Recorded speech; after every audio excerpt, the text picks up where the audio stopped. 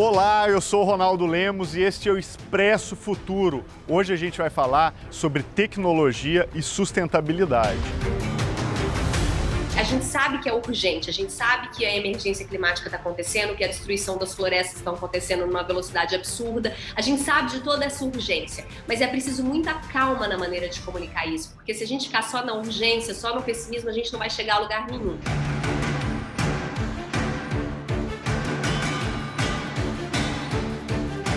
A gente descobrir que a gente foi responsável pela mudança do nosso planeta é um poder que a gente não sabia que a gente tinha. E agora a tentativa de consertar é assumir que a gente tem. Tomara que a gente consiga.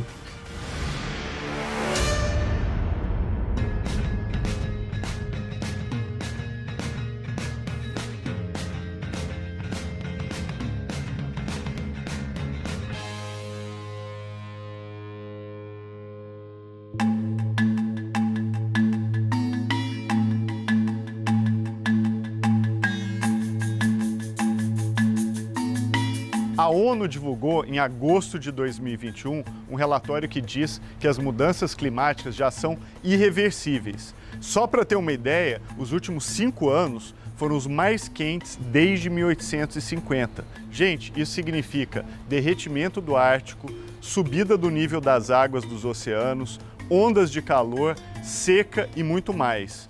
Até 2050 vai ser fundamental a gente neutralizar todas as emissões de gases de efeito estufa. Essa é uma tarefa difícil e longa e por isso mesmo a gente precisa começar ela logo.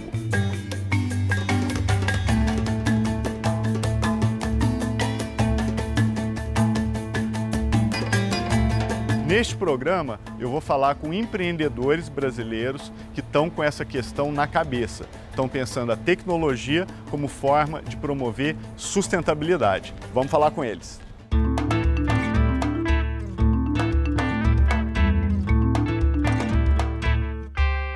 Eu vou falar agora com a Giovana Nader. Ela é criadora do projeto Gaveta. É um projeto que fala de moda e sustentabilidade. Qual é a relação entre o consumo da moda e a questão da sustentabilidade do planeta? A Giovana, ela foi pioneira em levantar esse debate no Brasil, então vamos falar com ela. O Gaveta, ele surgiu de uma maneira muito orgânica, que foi de uma necessidade nossa, minha e da minha sócia, enquanto consumidoras. A gente já trabalhava no mercado da moda, mas naquele outro lado do mercado da moda, onde era uma moda opressora, excludente, né, que provocava uma desigualdade, e aquilo não fazia muito sentido pra gente, até o momento que a gente pensou, por que não trocar roupas, né, já que a gente fica tão refém das tendências do consumo. E aí foi quando a gente teve a ideia de criar uma rede de troca entre pessoas que tinham peças paradas no armário, e a possibilidade dos participantes e até da gente mesmo renovar o armário sem gastar nada nos surpreendeu muito, assim, a sensação que a gente teve, sabe, quando isso aconteceu. E daí seu trabalho continuou, né, nessa mesma pegada e eu acho que foi só se multiplicando. Depois você foi para a TV, você está fazendo um podcast agora. Eu falo que o Gaveta foi uma sementinha ali, né? Essa mudança é feita de chavinhas que vão virando dentro da gente, e o Gaveta, sem dúvida, foi a primeira, que foi o meu despertar para a sustentabilidade, para uma maneira mais simples de se viver, veio muito pela moda. Por isso eu acredito que a moda seja um mercado tão latente para promover mudanças, apesar de que as mudanças têm que acontecer mais rápido. Então a moda pode ser uma linha de comunicação, de abertura de consciência, e comigo foi totalmente assim. Foi a partir de quando eu aprendi a questionar o que eu comprava, o que eu usava, o que eu colocava em contato direto com a minha pele, o que tinha no meu guarda-roupa, que eu aprendi a questionar todo, enfim, o restante da minha casa, o meu sistema de reciclagem, o sistema, a economia que a gente vive, o que precisa ser mudado, a questão até me levando à questão da crise climática, da emergência climática que a gente está aí, né? E que se precisa falar sobre isso, é muito importante. E foi quando veio a ideia do podcast, que aconteceu ano passado, que foi um caminho que eu fui me aprofundando, assim, de maneira muito orgânica, mas também com uma tendência do mundo também, né? O que está acontecendo, o que está se falando. Então, acho que está todo mundo indo por aí também. E o que as pessoas precisam fazer para melhorar nossas práticas de sustentabilidade hoje no Brasil, Giovana? Olha, eu acho que a primeira coisa é uma conscientização que tudo é política. Então, assim, a gente precisa de, para além de reciclar o lixo na nossa casa, né, essas pequenas mudanças que a gente pode ter, que sim, nos dá uma amplitude de consciência, mas saber que tudo é político e as coisas mudam através da política. Então, precisamos nos conscientizar de votar em políticos ambientalistas. Essa bancada tem que ser cada vez maior. A gente precisa de políticos que defendam as florestas, a gente precisa de político que esteja a favor da alimentação orgânica para todos, da soberania alimentar, as cadeias de comida agroecológica, de pequenos produtores.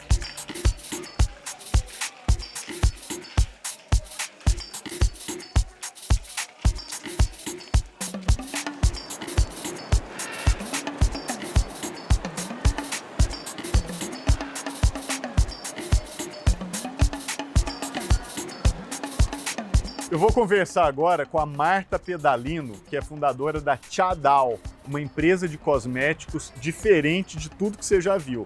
Imagina você escovar os dentes com uma escova de dentes feita de bambu, 100% natural, e a pasta de dente ser um pó feito também de produtos naturais totalmente distintos, né, do que a gente vê no supermercado, na farmácia. Ela tem também shampoo sólido e uma série de outros produtos que ela reinventou pensando na natureza, na sustentabilidade e, sobretudo, em usar inovação para buscar práticas tradicionais que foram esquecidas.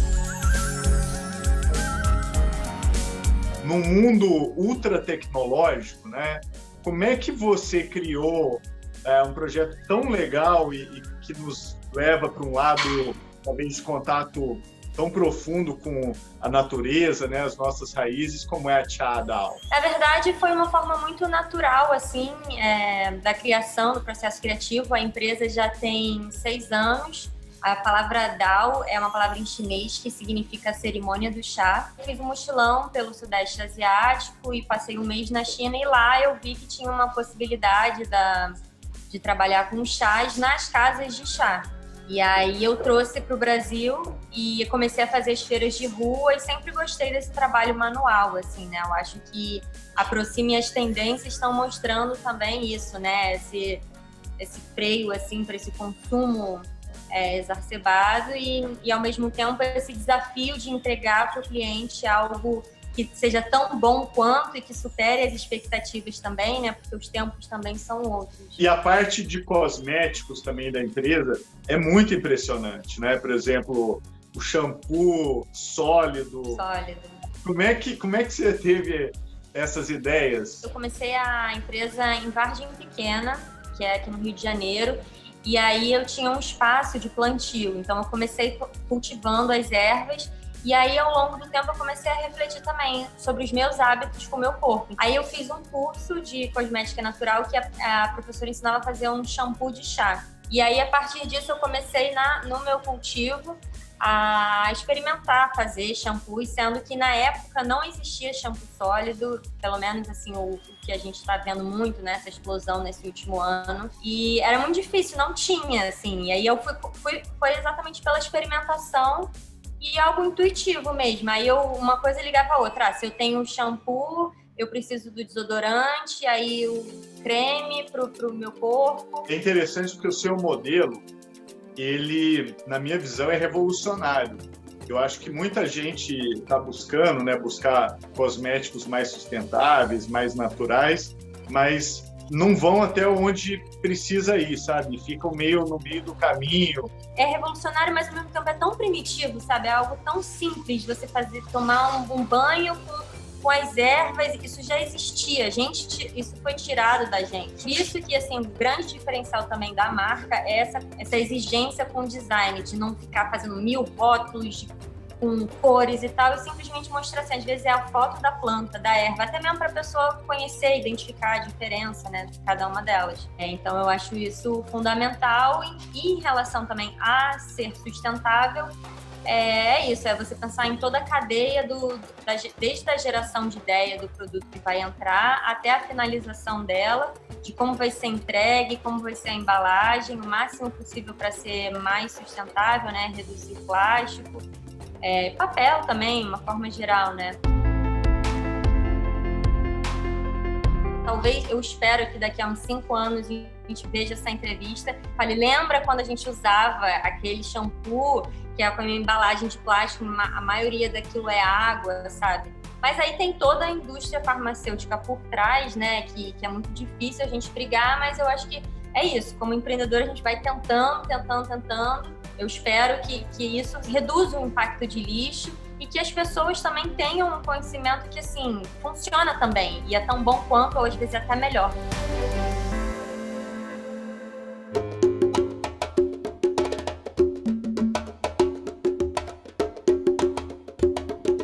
Gente, o Brasil é um dos países que mais vai sofrer com a mudança climática. Pantanal, por exemplo, passa boa parte do ano debaixo d'água e recentemente tem passado períodos do ano em chamas. Isso é inacreditável. Para piorar, tem chovido cada vez menos e a gente não está conseguindo encher os reservatórios para a produção de energia hidrelétrica.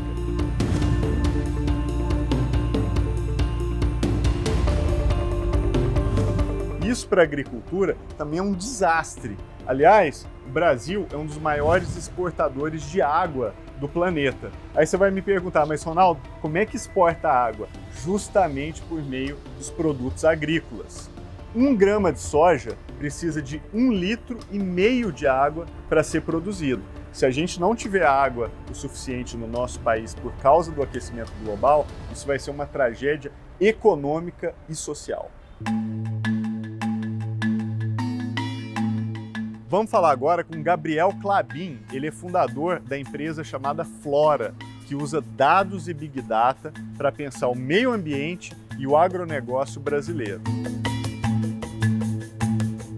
A Flora é um hub de dados de múltiplas fontes que tenta mapear a dinâmica de um ecossistema, ou de vários ecossistemas, para que produtores rurais, principalmente, possam entender a dinâmica desse ecossistema e se integrar a ele, né? Porque a agricultura e a pecuária, ela nada mais do que a nossa tentativa de organizar um ecossistema. A forma que a gente vem fazendo pelos milhares de anos atrás, elas são muito boas, porém a gente sabe hoje que elas são degradantes ao ecossistema e isso passa por a gente não saber exatamente como o ecossistema se comporta. Então a ideia é trazer uma visão mais holística de como aquele ecossistema se comporta, de forma a permitir o produtor a se integrar e colaborar com aquele ecossistema e propiciar aquela produção ser sustentável por longos anos, de forma a permitir que essas práticas sejam colaborativas com ecossistemas, ao invés de degradantes. Para a gente ter uma ideia, a Flora usa dados de satélites, de drones e de sensores aplicados nas propriedades para analisar, por exemplo, a retenção de carbono de cada fazenda. Isso permite com que o produtor rural seja remunerado não só pela sua produção, mas também pela prestação de serviços ambientais que preservam o meio ambiente. Parece legal, né? Você ganhar tanto para produzir, mas também para mudar a forma como você produz para ser mais sustentável. Um sistema sustentável, ele é um sistema ótimo, ele significa que ele é resiliente, ele significa que ele tem mais nutrientes no solo, ele significa que vai passar por períodos de seca com menos risco. E é como se fosse um Google Maps ou um Waze, né, da produção agrária. Né? É uma espécie de Waze no sentido que ele coleta dados de muitas fontes e traz para o produtor o melhor caminho a ser percorrido para chegar no objetivo final e, ao mesmo tempo, restabelecer um balanço no ecossistema, que isso é uma questão extremamente importante hoje para todo mundo, né? Para mim, a sustentabilidade é tão importante como a pandemia, é uma questão que não dá para ignorar. Assim, e o mundo está cada vez mais consciente. A gente está vendo agora uma questão hídrica, né, no Brasil. Um dos lados foi que a Amazônia pegou muito fogo Por outro lado, a Amazônia pegou muito fogo porque a gente está emitindo muito gás carbônico e está dando chuva lá. Então, está todo mundo ligado, não adianta fugir. O que acontece no campo reflete na cidade e vice-versa. A Flora segue por essa linha. A tecnologia traz uma visão que antes era impossível de ter. A gente tentava. Eu diria que quem tem essa visão talvez sejam os índios no Brasil, que tem uma relação empírica de milhares de anos com a nossa floresta. Então, eu diria que eles talvez tenham uma visão macro, como a Flora pretende dar. Hoje, a gente fala muito do mercado de carbono, mas a gente está falando do gás que polui e não da solução. Absorver carbono pelo carbono não é a solução. A solução é restabelecer um balanço no ecossistema. O carbono é uma dessas medidas e ele reflete na biodiversidade que está em volta. A biodiversidade são as engrenagens que mantêm essa fábrica de vida que é o nosso planeta funcionando. Então, sim, o carbono é importante, mas mensurar esses outros serviços ecossistêmicos que acontecem, como polinização, biodiversidade em geral que está em volta daquela terra, é o caminho, na verdade. É restabelecer essas engrenagens no lugar certo de cada uma. E os países que fizeram o pledge, né, de descarbonização até 2050, como a China, por exemplo, que é um grande cliente nosso, ela está dando preferência agora para comprar produtos de baixo carbono, porque isso entra na conta final deles.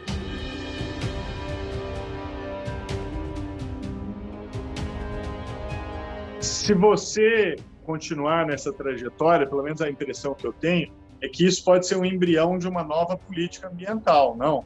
Uma que mistura produção com preservação. É possível isso?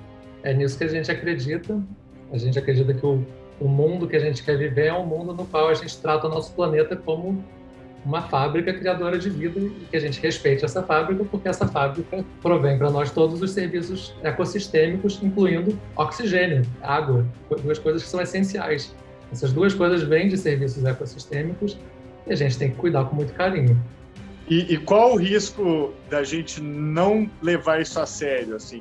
A gente já está vendo alguns sinais, né? Esse ano não choveu tanto quanto a gente está acostumado, as produções estão sofrendo com isso, crise energética, o Pantanal já começou um processo de virar caatinga, são pérolas que a gente tem que não voltam, depois que elas se foram, elas não voltam, né? Outras coisas vêm. Eu não acredito que a vida vai acabar no planeta, mas a nossa vai sofrer muito.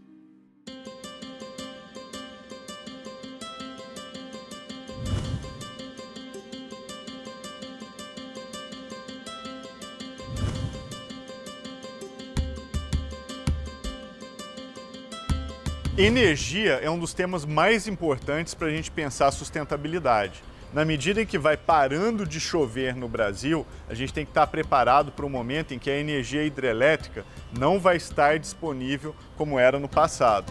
Pensando nisso, o Eduardo Ávila fundou a Revolu Solar, empresa que está instalando painéis solares em áreas de favela no Rio de Janeiro e que tem um pensamento muito interessante sobre o futuro da produção de energia no Brasil. Afinal de contas, no Brasil falta muita coisa, mas sol não falta. Então, a gente tem uma metodologia de desenvolvimento da comunidade que a gente chama de ciclo solar. Então, o ciclo solar tem desde a instalação de energia solar e medidas de eficiência energética também. Tem um programa de formação profissional dos moradores, como eletricistas e instaladores de energia solar. E tem um programa de educação ambiental infanto-juvenil para as crianças da comunidade sobre energia renovável, sustentabilidade como um todo. E esses três eixos, um acaba retroalimentando o outro e eles promovem o envolvimento da população local em todas as fases do projeto, que é um grande desafio, esse engajamento e a conscientização. O nosso grande objetivo, Ronaldo, é encontrar um modelo que seja escalável, de forma sustentável, de promover energia solar para baixa renda de forma acessível, mas sustentável também, para que a gente consiga dar uma escala maior. A gente não quer resolver o problema de uma ou duas comunidades. A gente quer replicar esse modelo para outras comunidades no Brasil e no mundo. Então, agora, esse ano, em 2021, inclusive foi um projeto que surgiu durante a pandemia, a gente está construindo a primeira cooperativa de energia solar numa favela do Brasil, que é um modelo que não é de instalação individual, no modelo de geração compartilhada de energia. que além de ser muito mais viável, tecnicamente, economicamente também, ele harmoniza muito com essa tradição da comunidade, da favela, de colaboração, de coletividade, de cooperação. Mais importante do que a questão do acesso físico no Brasil é entender as condições de acessibilidade de preço da energia. Então, a maioria das vezes isso está relacionado à renda dos agentes. E a tarifa de energia elétrica no Rio aumentou 106% na última década. Está ficando cada vez mais caro. E agora, com a crise hídrica, está ficando cada vez mais. E os custos dos equipamentos de energia solar caíram 90% na última década. Ano passado, a Agência Internacional de Energia já publicou uma pesquisa mostrando que a energia solar era a fonte de eletricidade mais barata da história, entre todas. Só que a questão é que a gente paga a nossa conta de luz mês a mês, né? Com base no que a gente consome. A energia solar, você paga no início pelas placas e elas duram 30 anos, sem novos investimentos. Então, a grande questão é conseguir diluir esse custo inicial ao longo do mês a mês nos anos. Se for feito isso, o que você precisa pagar no mês a mês é muito menor do que hoje você paga para a empresa de energia. Mas também é necessário, Ronaldo, uma coisa que em todos os mercados desenvolvidos de energia solar no mundo tiveram, que é a política pública. Seja na China com investimento direto, na Alemanha com tarifa subsidiada, nos Estados Unidos com crédito fiscal, sempre teve o Estado empurrando esse mercado, e principalmente se a gente quer democratizar esse mercado e permitir com que as populações de baixa renda também tenham acesso. E no Brasil não se vê nada disso. Eu acho que para começar o debate no Brasil, a questão ambiental tem que ser levada a sério. E em segundo lugar, a questão social tem que ser atrelada a essa discussão ambiental, porque uma coisa não pode ser separada da outra. Que tem outras comunidades, não só favelas, mas quilombolas, indígenas, que têm problemas similares em relação ao acesso à energia, mas tem potencialidade similar também, que bate todo o sol nesses lugares que é necessário para gerar a energia que eles consomem. Então, a gente quer replicar esse modelo em outras comunidades e incentivar que outras pessoas, outras organizações façam a mesma coisa. E a questão ambiental, muita gente encara como custo, né? O Trump falava muito isso na transição energética nos Estados Unidos, que sair do carvão para as renováveis seria um custo de empregos e de dinheiro.